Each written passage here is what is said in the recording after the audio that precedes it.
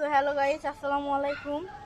নিজেদের লাগানো শাক খেতে খাওয়ার মজাটাই কিন্তু আলাদা। চলো আমরা শাক কাটি।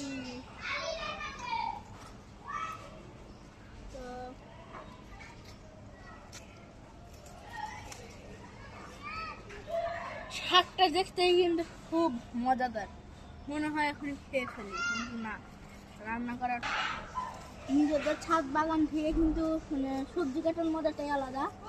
তো আমি এখন একটা বড় একটা লাল কালার একটা তুলে নিচ্ছি, একদম পিওর লাল শাক। আপনারা কয়দিন পরে আমার নানু বাড়ি যাওয়ার ব্লগ দেখতে পারবেন। তো নানু বাড়ি গেলে হয়তো এগুলো নষ্ট হয়ে যেতে পারে, এর জন্য আমরা আগে কেটে খেয়ে তারপর যাবো। তো দেখেন এখন শাক তোলা শেষ। এটা কি দিয়ে খেলে ভালো হবে অবশ্যই বলবেন। তো এটা কি দিয়ে খেলে অবশ্যই ভালো লাগবে অবশ্যই বলবেন। আর আপনাদের দাঁত রইল।